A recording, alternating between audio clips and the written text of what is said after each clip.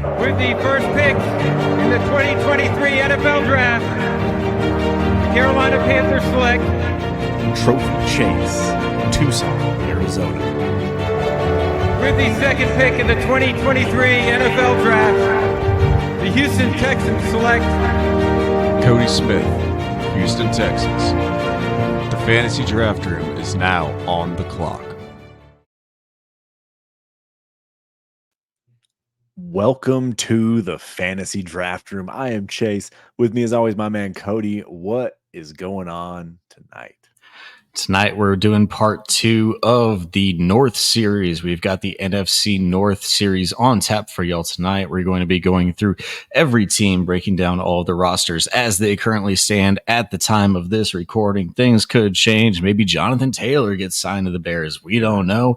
Hasn't happened yet, but it's still floating out there. But as it stands right now, we'll be breaking down every single thing that the NFC North has to offer in terms of fantasy football players, productions that could mean anything to your rosters in terms of redraft, dynasty, anything that should be a normal encompassing league. We will talk about these players tonight. Well, let's get into your favorite player this offseason, and that is one Justin Fields, QB1 for this team. We got Justin Fields here, MVP candidate, got himself a weapon with DJ Moore, bunch of running back, I guess, committee guys, just a kind of a cluster with this offense here. But let's start things off here with Justin Fields. Tell me how much you love him. Yeah, obviously I don't. The issue for me is that people will draw comparisons to the AJ Brown and the Stephon Diggs trades for Josh Allen and Jalen Hurts comparisons that we've seen over the last 2 years. And while those are very good comparisons, I mean, I would absolutely love if Justin Fields could take that type of step forward. I personally don't believe that DJ Moore is that type of a wide receiver. We saw Stephon Diggs while he was there, a 1A, 1B with Adam Thielen whenever he was in his prime. Much better, in my opinion, than DJ Moore ever was. AJ Brown in the Tennessee Titans offense, much better than DJ Moore ever was in that offense, dealing with injuries, and now he was healthy and playing with a Philadelphia Eagles offense with a much better offensive-minded coach than a defensive-minded coach in Chicago and what Justin Fields currently has right now. It is year 2 of the system. I mean, there's some things that are going there right. I do believe that it will get better than it was last year, but last year was literally the worst team in the league and one of the worst offenses that we have ever seen in the league historically. I'm just going to go straight into it and bring up the stat that is one of my favorite stats from this offseason, and that is the fact that since 1977, whenever the passing average in the league was 141.9 passing yards per game. That was the average across all 32 NFL teams. Maybe it wasn't even 32 NFL teams then. I don't know what it was back then. We probably had multiple expansions since then, so it's probably like 18 teams. I don't know. But Justin Fields was not an above average passer since that year. 148.5, I believe the number was, passing yards per game last year. 149.5 passing yards per game last year. Do we really expect a jump up from that to like 250 yards in one off season just because DJ Moore came here? I'm personally not. It was one of the most horrific offenses to watch last year outside of his legs, which are very good and very good for fantasy. I'm not discounting him anything as a fantasy prospect, but if he doesn't run as much, it's going to decrease. And I don't think there's enough passing volume that he can increase from last year to account for the reduction in passing yards or the reduction in rushing yards that I expect to come this season. I still think he can easily be a top 12 running back. There's no doubt about that because he can break off a 60-yard rush at any time. No doubt about it. But as a true passer and a commander of an offense, I don't see this going well for the Bears in 2023. We joke about him being a running back, but we know he plays quarterback. In redraft, I'm okay with him. I'm okay with drafting him because I do think that he is going to still run the ball. It's crazy to think that he's going to throw 250 yards a game. In my opinion, it's just crazy. Like league average last year was 218 yards, and he was 70 yards per game below average like that far below, and DJ Moore is just going to come in and make up that difference. I don't know, man. I don't see it. It's a long shot. Do I think he's going to be better than last year? Absolutely. I think they have to be better. They can't be worse than that. And if he is worse than that, or if he stays the same, this offense is just going to be a disaster. But I do think Justin Fields has the potential to finish in the top 8 again this year just because of his legs. He's going to extend plays. He's going to get rushing yards and things like that. But what that means for him in Dynasty is really where it kills his value, because if they suck again and if they put themselves in the Caleb Williams, Drake May sweepstakes, bottom 5 they're going to have a real tough time making a decision on that. I mean, man, to even go further into it, I don't like doing it, but these are just funny stats to me. Justin Fields is like a 23, 24-year-old, rushed the ball almost half as many times as he threw the ball. Oh. And he threw the ball almost half as many times as Tom Brady threw the ball at 45 years old. Just fun stats. Like, they don't matter, but like they don't really matter, but they do at the end of the day, because you can't do that and be an efficient offense. We saw it last year. As magical as he was, as fun as it was to watch him just scramble around and run for 80 yards, they're still the worst team in the NFL. And if you do that again, you're going to get drafted over. Like, there's no doubt about it. You have to sit back there. You have to have an actual element to your game that is evolved in the passing game. And yes, I do believe that DJ Moore is going to help immensely in that category, but you have to be so much better than you were last year to just even take a half a step forward. And people saying that he's going to be an MVP candidate, like, let's at least this guy wasn't even crawling. He was curled up dead on the ground last year as a passer. Let's at least try to get him up and just walk a little or crawl a little bit before we say he's going to run and pass for 4,000 plus yards. Like, that's just an evolutionary jump that's going to span like an eon. For that much of a progress to happen from one year to another is just an insane ask to me, just because one wide receiver got added to the offense. They literally project that he's going to pass for 4,000 and rush for 1,000. Like, that's better than Josh Allen. Like let's be like real when you really look at that. Like, yeah, it's crazy. It's wide receiver. It's quarterback one numbers. And could he get there? Yes, I actually do believe it's within the outcome. Yeah, the chances of it though are like I'll say it this way: 1%.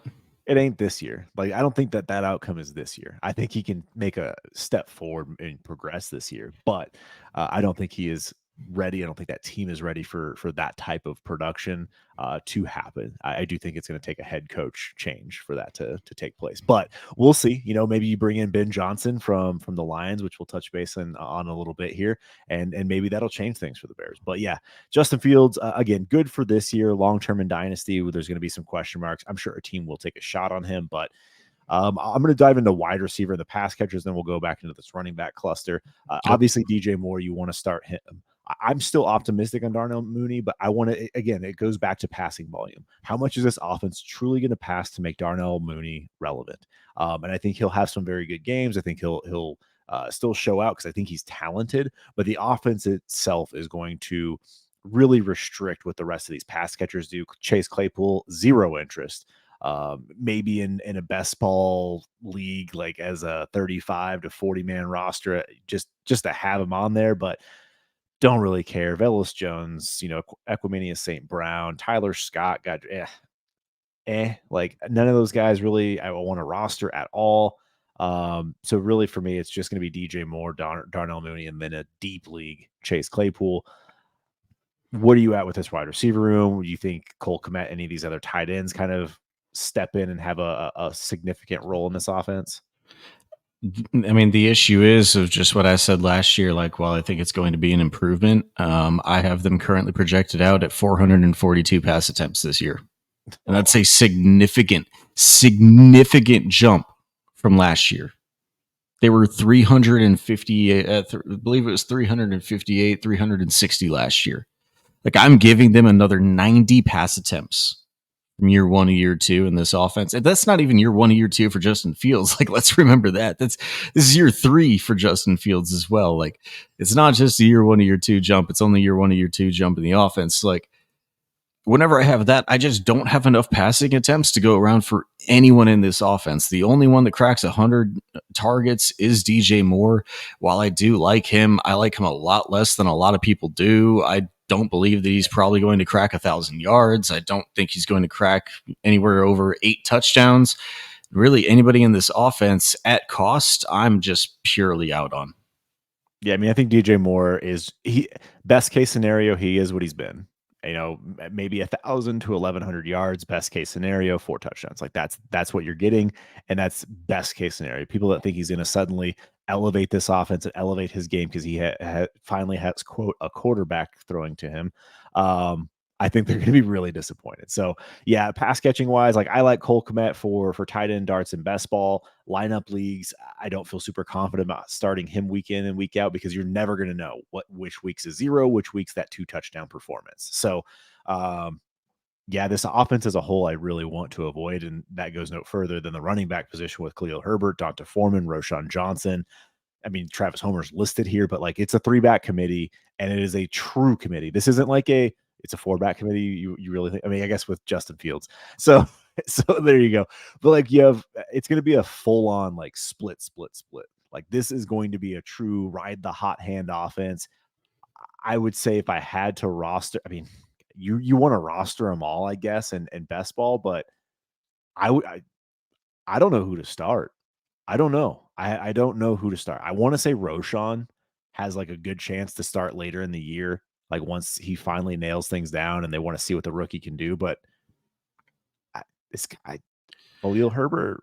Yeah, I mean, I'm not trying to be an asshole about saying that this is a 4-back committee. Like I'm really not. But Justin Fields was the second leading rusher in this team last year with 160 rushes, and then it was Khalil Herbert behind him with 129. Like Justin Fields is literally going to eat in 100+ rushes in this rushing attack. Yeah. Like it's going to happen no matter what. So he's literally going to be an integral part of the rushing game. It doesn't bode well for, I mean, I don't think David Montgomery last year barely got over 200 rushing attempts at 201. I don't think anybody has a possibility of cracking over 220 rushing attempts this year, much less 200. I would even say probably doesn't happen for anybody this year, as much as you have a split between, like you just said, Khalil Herbert, Donta Foreman, and Roshan Johnson. I think they're very 3 similar. They all serve different roles in the offense, but I think all 3 of them have an integral part in this offense, at least from week 1. Maybe one of them takes over a little bit of the workload from the other one, but I don't see this being less than 2 guys competing every single week. And then you have Justin Fields on top of that. Khalil Herbert's the one I want if I had to take anybody, because he's been the guy over the past couple of years who has shown that he can run at like a 6-yard per carry clip. He's been very efficient on the few touches that he has had. Can he do that whenever he's taking 12 to 15 touches a game? We'll see if it can hold up. But Donta Foreman was also the guy for the Panthers last year who was taking 20 carries a game. And then Roshan Johnson is obviously going to work his way into this offense. He seems to be the best blocking running back for this offense as well. And they definitely need somebody to protect Justin Fields whenever he does drop back and not rush the ball every single time and just be in front of the lines of quarterback. So, He'll have his work too. So it's a backfield that I'd like to stay away from. If I had to rank them, though, it'd be Khalil Herbert, Roshan, Donta Foreman. Yeah, I'm perfectly fine with that. At this point, I want to see what happens on the field before moving on with that. But yeah, that offense as a whole, I just kind of avoid. Like it's just every one of them. I'll take Fields in a redraft, and that's about it. Yep. So diving into the Detroit Lions, the surprising one of the top offenses last year, Ben Johnson did some great work. We got some improvements in some at a couple positions, I guess, maybe, but you got Jared Goff kind of solidifying himself as the QB1 here. There were some questions about what that would be long term. This is his job. You bring in Jahmyr Gibbs, you bring in David Montgomery. That's basically like, a steroided version of DeAndre Swift and a steroided version of Jamal Williams. You just get better at running back in both of those areas, and they're going to use both of them in this offense, as we saw last year. Amon-Ra still the one. J-Mo suspended 6 games. We'll see what he actually can be. It wasn't pretty when he was around last year. Marvin Jones, they brought back.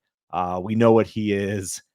as a whole, like when you really look at the names and you look at Khalif Raymond, Josh Reynolds, Trinity Benson, you see Sam Laporta, Brock Wright, like I don't know, man. Like we talk about the Lions being an improved team and a team that could win the North, but when I really look at this team, I'm like, man, I don't know if they can reproduce what they did last year offensively. Like I have questions. Like I'm genuinely curious how this offense produces again, year over year. But what do you think's going on here with Detroit? I'm a lot more optimistic on this one than you. I mean, whenever we were looking at this last year, Jameson Williams really wasn't a factor throughout all of last year. Yeah. So it really was just Josh Reynolds and Khalif Layman. Trinity Benson had a couple of games in there. Jameson Williams, although I don't really think he's ever going to be a major contributor in this offense long term, obviously suspended the first 6 games because he's a dumbass, and then he's going to deal with a hamstring injury right now as well. I don't see him ever really being over a DJ Chark role for this offense, and that's like upside now at this point. I think he's basically kind of almost dead, and it's just kind of like whatever you can get out of him, you get. It's just you're happy with it. But Marvin Jones is still a good wide receiver as long as he can stay healthy in old age. And then Josh Reynolds and Khalif Raymond will serve their role while Jameson Williams is out. I think that this offense really does run through, though, a 2 wide receiver set, and so that's going to be Amon-Ra and Marvin Jones for the first couple of weeks at least. You'll see some Josh Reynolds, Khalif Raymond sprinkled in. I do believe that this is a much better running back core, though, than what we saw from the previous years. As long as Jahmyr Gibbs and David Montgomery can stay healthy, I mean, even when DeAndre Swift was out there, I don't ever think that man has ever been healthy in his life since he's gotten out of the college game. And even if he bounced every single run out to the outside because he hates running through the tackles, and the Lions hated him for it, and that's why they ended up trading him. David Montgomery will not do that. He will be an absolute plotter. He's a guy that's a lot more than a plotter, though. He can score more than those 1-yard touchdowns that Jamal Williams was scoring last year, and he can do a lot more than that. Jahmyr Gibbs will be an integral part of this passing game as well. I think he really does serve as a quote unquote almost wide receiver 3 for this offense if they do really want to employ him like that. The really big thing here will be, can Sam Laporta fill the shoes of a missing TJ Hawkinson? And we even really saw through this offense last year that Brock Wright and James Mitchell could serve that role. So I think Sam Laporta is much better than those two. We'll see if he can work his way in at the beginning of the season, but I really don't have that much of a concern about this offense as a whole. All of these guys, I think, are upgrades or at least a 1-for-1 replacement for what they had of the last year. Yeah, I think it's just when you look at the names, it doesn't look pretty. Like you see Amon-Ra, Gibbs, Monty, and Goff, and you're like, okay, like I can get behind that. Like definitely an improved running game. The offensive line was awesome last year. Hopefully that continues. Obviously Amon-Ra is very, very good. All those questions about him heading into last year just absolutely put to bed. But yeah, man, like I'm with you. I do agree. But I also would not be surprised at all if this offense is middle of the pack. Like I just won't.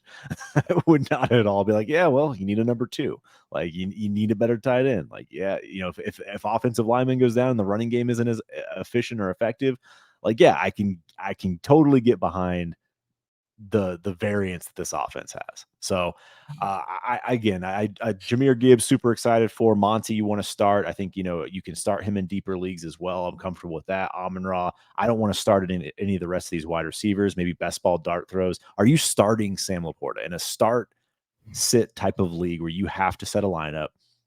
Are you starting Sam Laporta, or is he just one of those guys? Same situation. It's a tight end.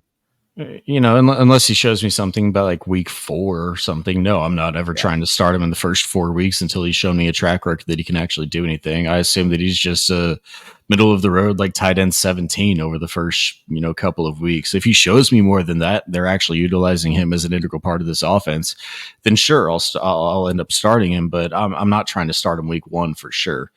I think whenever you said you're looking at these names and they just don't really inspire all that much confidence. If this was a Matt Patricia led offense, it wouldn't inspire much. It wouldn't inspire much confidence from me. But this is a Ben Johnson offense, and this is what we saw from last year. All of these names, to me at least, look better than what we saw last year. And so, if you can put together that type of offense with Jared Goff last year. Obviously, the NFL defenses will have now a year to really adjust to you and adjust to what the game plan will be for you, and have 17 games of tape. but this looks even better than last year to me. So Yeah, I don't have any concerns about this team, man. yeah, we'll move on here. I mean, it was one of the best offenses to start the year, but it did slow down. So that's what makes me It's fair. curious. We'll see. We'll see. Again, I could see both outcomes happening. So let's dive into probably the biggest change in offense is going to be for the Green Bay Packers with now a new starting quarterback with Jordan Love. Seen a lot of good things out of him in preseason. It sounds like there were some question marks, obviously, around his future, but he's QB1. They still have Aaron Jones, still have AJ Dillon, same running game.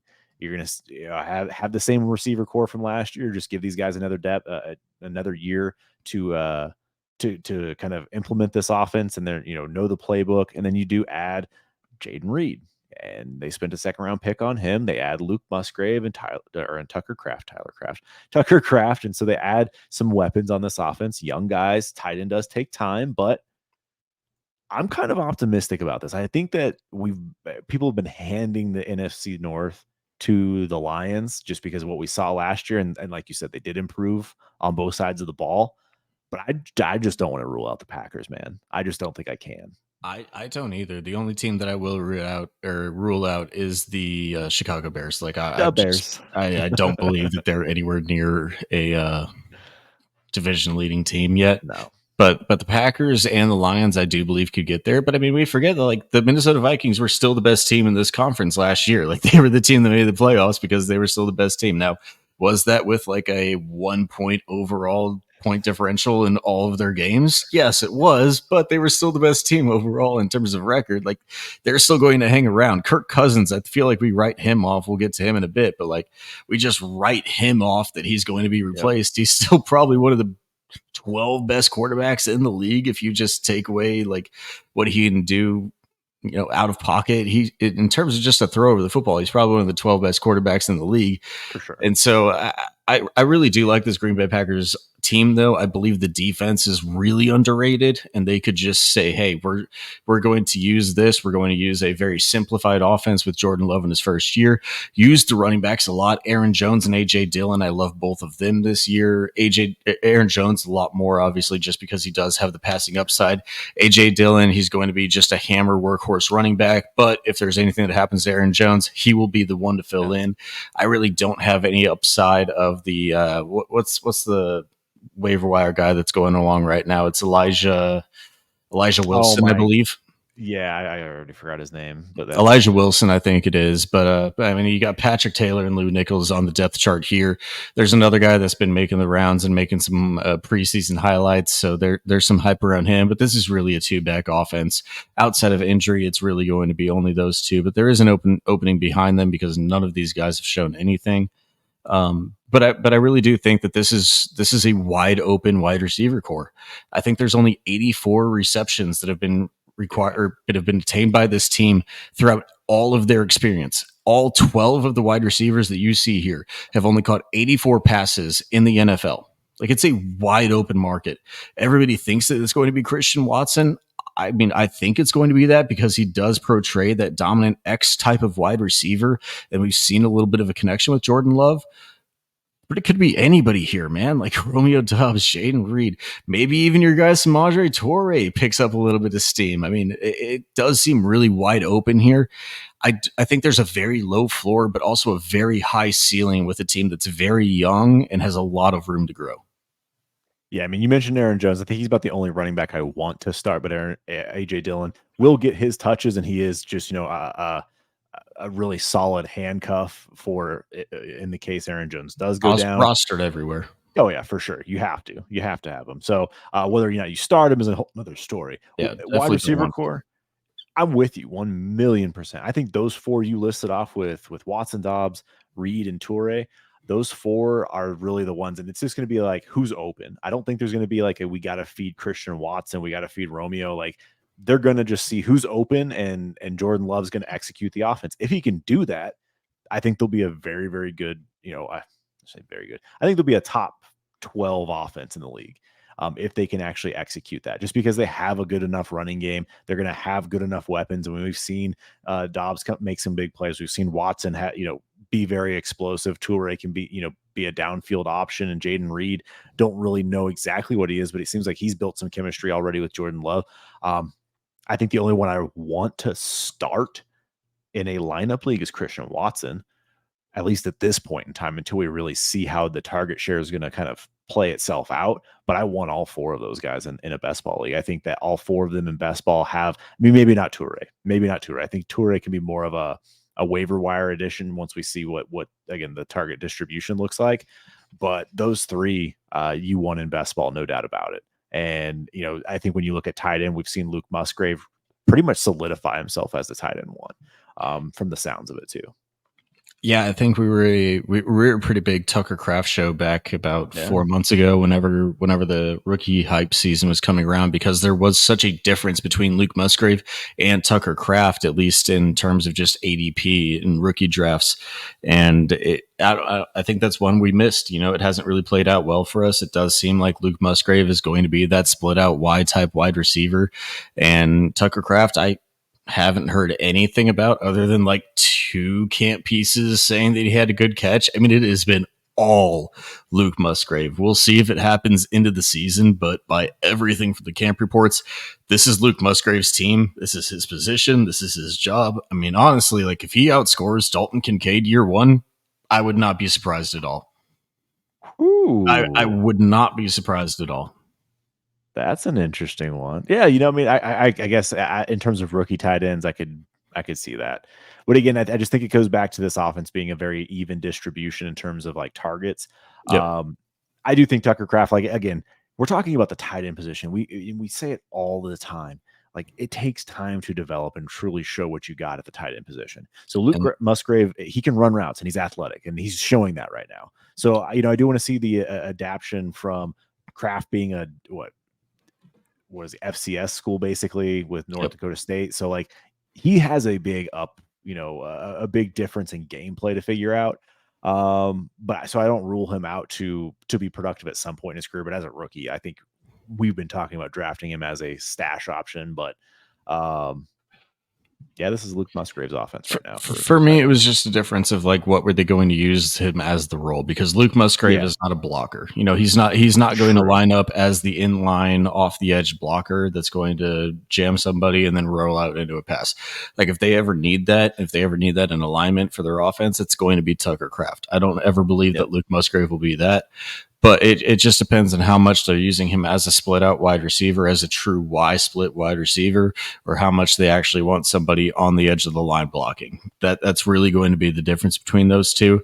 And even as we're looking through preseason, like it could look like Luke Musgrave is a lot better at that just because he shows a lot more. Tucker Kraft is never going to actually show himself to beat reporters whenever he's doing that, because he could still be having a very good camp as well.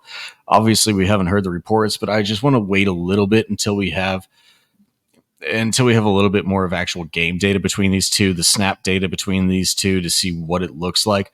However, I don't believe either like Tyler Davis or Josiah DeGuara are actually going to mean anything to this offense. This is truly 2 rookies' job to overcome, and it's just going to be dependent upon what their split is. But you were saying that this offense could be a top 12 scoring offense, and it took me a little bit off guard. And I wanted to look back at it because I was like, man, like I just cannot believe that with the departure of Aaron Rodgers, as shitty as it was last year, that there's no way that they could be a top 12 scoring offense. What do you think in points per game as an NFL team, points per game? What was the Green Bay Packers last year in just total points per game scored? Oh, wow. They had to be like right around that 20-point mark. 14th. In the NFL. What was their actual points per game? Do you know? 21.8 points per game. Close. Yeah. So 20. I mean, 3 touchdowns. Right behind Las Vegas, who was another shitty team at 23.2 points per game. So basically, in order to crack that top 12, you got to be about 24 points a game. 24 points per game. Yeah, that's what you're looking at. Okay. I mean, 3 touchdowns and a field goal. Can they get that done? Can they get that done this year? I mean, again, it's going to be. It's definitely an uphill battle. Going from Aaron Rodgers to Jordan Love, I think is going to be tough. But in the end, another year in the system, if these wide receivers are what they're cracked up to be, it'll be the best wide receiver core I think we've seen in in Green Bay, at least Since obviously Devontae Devontae Adams left. Adams. I mean, that's been 1 year, but yeah. Well, here's the thing. Like, I wouldn't even say like I'm just saying a depth of the wide receiver room. Like, we haven't seen a solid depth wide receiver room with the Packers outside of just Devontae Adams. Like, we've seen Cobb a couple of years, and Allen Lazard and Cobb and basically the New York Jets offense as it is right now. right, like so there's that. But like so I am cautiously optimistic again. I'm a little more optimistic, or pessimistic, I guess. We'll see. I don't know. I have very low floor expectations, but very high ceiling expectations. This is one of the teams that I have no real take on. I think they have a very wide range of outcomes, much more than any other team that I ever break down. I'm totally good with that. Totally good with that. So let's move on to the last team here in the NFC North, and that is going to be the Minnesota Vikings. And very, very good quarterback. We lost Dalvin Cook, added Jordan Addison, obviously TJ Hawkinson back, kind of. I mean, he's holding in, but he'll be there. He'll be on the field when the time comes. This seems like a good offense if they can establish the run. What are your thoughts here as a whole for the Minnesota Vikings? Absolutely love this offense still, even if Dalvin Cook is gone. Obviously, I think they need something more than just Alexander Madison. I don't believe that he will turn into a number one workhorse role running back that Dalvin Cook is going to be. There's no way, in my opinion, there's no way that he steps in there 1-for-1 and replaces Dalvin Cook. Like he's not that. All of his efficiency numbers, everything that he has had in all of the games that he's tried to start. He is a volume starter, and he is not Dalvin Cook. Dalvin Cook has been better than him for the past 5 years in a row. Now, what is behind him? There's some upside guys in Ty Chandler, Kenny Ngannou, and Dwayne McBride, but I believe they need something else here. Where this offense is going to excel, though, is because they added what is a true wide receiver two, in my opinion, in Jordan Addison. You have Justin Jefferson, Jordan Addison, and KJ Osborne. This offense might pass 700 times if they don't add a running back. It could seriously be the Tampa Bay Buccaneers of the last 2 years, and they just throw the ball 75% of the time to Justin Jefferson, Jordan Addison, KJ Osborne, and TJ Hawkinson. He's got his obvious little contract holdout right now, but if they have these guys, man, I love this offense. And Kirk Cousins, as much as he is disregarded, he is a fantastic quarterback. I know I talked about it before in the episode, before we were even here.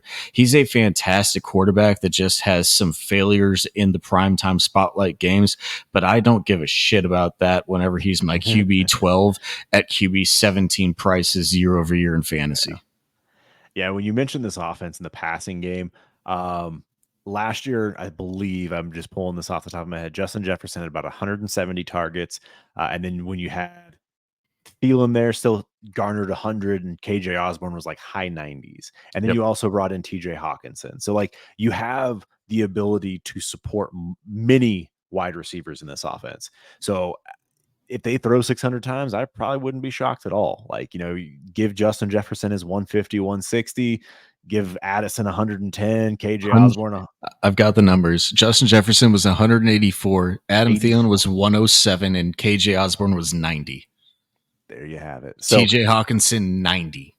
So 90 total with Hawkinson. But again, we saw his target distribution when he was there. Like, he still garnered targets, double-digit targets or close to it when he was in Minnesota. So, like, this offense can totally thrive with all four of these guys. The problem is going to be, like, KJ Osborne, best ball. Don't really want to start him. It's going to be kind of figuring out, like, is Jordan Addison going to be consistent enough week in, week out? Will we see like a Addison, KJ Osborne flip-flop of who's actually going to be a viable option that week? But yeah, this is going to be a fun offense for fantasy, a fun offense to watch. I just think they're going to pass the ball a ton. I am worried that they're just not going to be able to establish the run. So their running game is going to be short passes, which is going to be effective in the NFL nowadays. So we'll see. We'll see if they bring anybody else in at the running back position. I do think, obviously, you're starting Justin Jefferson. I think you're starting Jordan Addison, KJ Osborne, best ball dart throw, but you're also okay starting him in like a start 13 type of league. Hawkinson has top 4 potential, but running back, man, I've seen Alexander Madison get traded for first round picks, and I'm not doing that. Like I will trade him away for a first. Let me say that, but I am not buying Alexander Madison for my first. I have no idea what the cap situation is, but can we get Jonathan Taylor here? Oh. Let's actually look up their cap situation as we do this because they have their first and second. The third round pick is heading to the Detroit Lions out of the TJ Hawkinson trade because they won't have that. But if they just want to send their first, or they want to send a second and next year's second and the 25 second or something like that, like, man, honestly, because TJ Hawkinson is still in a holdout or hold in, quote unquote, and he's just being injured all the time and he has contractitis. He needs a new contract as well. And I don't know how much money they have to pay both him and Jonathan Taylor this year, but maybe if they backload one of those contracts, they could get both of them in. Man, like this team could really use a Jonathan Taylor type to come in. But if you could use Jonathan Taylor type, why wouldn't you just pay Dalvin Cook $10 million a year and just cut him down to that instead of just cutting him outright? Yeah, they do have about $8 million in cap space. That's not enough. Yeah, it would be tough. It would be tough to figure that out, but they could bring in a Leonard Fournette or a Kareem Hunt with that money. I think that would be doable. It's just, is that really where you want to spend your $8 million? So it is an interesting situation. I have a tough time seeing this being the running back room unless they do plan to pass the ball 600 times because 700. So, I mean, you say 700, but I think 600 is feasible. I do think 600 is actually feasible for this offense. I think Kirk Cousins threw it pretty close to 600 last year, if I'm not mistaken. 672 times last year. No way Kirk Cousins threw 672 times. The offense as a whole threw 672 times last year. Holy cow. There's no freaking way. Like I Kirk Cousins 643, Nick Mullins 25, Justin Jefferson 2, and Ryan Wright 2. They can throw for 700 times. I'm legit fact checking you because I just don't believe it. But oh my god, he threw 643 times last year. That's why he's quarterback 12. That's why he is no matter how bad he is on an efficiency, if he throws the ball 700 times, he's going to be a top 12 quarterback. I'm floored right now. Go buy Kirk Cousins. Go buy these guys. Holy shit, these guys are gonna fucking smash this year, and that defense did not get a whole lot better. So no, they're not. They're just going to throw the ball more. Oh my gosh, no wonder they're not extending Kirk Cousins. They're afraid his arm's going to fall off after this year. They're like, holy crap, dude! Like, hey, if Tom Brady can do it at 45 2 years in a row, Kirk Cousins can keep doing it out here, man. You are not wrong. You are not wrong at all. I'm just thinking about the target distribution, the target share percentages right now of what this could break down to. That's how you get to 184 targets for Justin Jefferson. He could legitimately get to 200 targets. Man, this is going to be so much fun. I'm sorry for Minnesota Vikings fans. I think you're going to be struggling to watch your team play because it's going to be awful on defense. It's going to be 35 to 33 type games, but they may not be on the winning outcome this fantasy year. Fantasy heaven football heaven here. So yeah, man, that's crazy. I need to go buy some Vikings. I have a lot of Kirk Cousins. I have a ton of Kirk Cousins. I will say that I got a lot of KJ Osborne because he's cheap and I know I have him in best ball, but maybe I need to go get myself some Addison and some TJ Hawkinson. Obviously I want Jefferson if I can get him, but I want pieces of this offense. I'm glad that I can bestow this epiphany upon you and the rest of the TFDR community out there. Yeah, man, that's wild. Yeah, get these guys. Get these guys. Holy crap. I'm absolutely floored. Anything else you want to touch on with these Vikings or with the NFC North? I mean, as we're on this topic, this is why Justin Jefferson is the wide receiver one. There's no if, ands, or buts about it. Justin Jefferson is the wide receiver one. You can put to me every single Jamar Chase argument that you want to say. Jordan Addison is not T. Higgins, and this offense is going to throw probably 100 more times a year. Just in that alone, Justin Jefferson's the wide receiver one outside of injury concerns. And if you can tell me either Justin Jefferson or Jamar Chase gets injured this year, you're a fortune teller, you're a gypsy, and I really don't believe you on the site. So I don't know what to tell you. Honestly, if you had any historical reference to back it up, you would say Jamar Jefferson or Jamar Chase gets hurt more than Justin Jefferson because he dealt with an injury last year. So Justin Jefferson's wide receiver 1. I actually don't think it's all that close. My goodness. Yeah, I mean, I do think Chase has the potential to be neck and neck with him, but yeah, when you're looking at that type of target share along with the talent, Justin Jefferson's gonna eat. So yeah, man, fun offense. Really looking forward to this one. I'm gonna go buy some Vikings before we drop this episode so that I can at least have those shares before we gush over them here. So yeah, man. Again, let us know down below what your thoughts are on this NFC North. Make sure you do like this video and subscribe to the Fantasy Draft Room. It definitely helps us out a ton. But yeah, let us know what your thoughts are, how crazy we are. I know there's gonna be some Fields lovers out there that just want to talk their smack. Go right on ahead. But like, don't just say he's gonna be good. Don't just say he's gonna be the MVP. Give us some legit statistically backed up reason why you actually think that this could happen. Give me stats, but I swear to God, if you give me his college stats, I will flip a fuse. I will actually flip a fuse. Yep. I'm with you. So yeah, again, like, subscribe, and thank you so much for joining us here in the Fantasy Draft Room.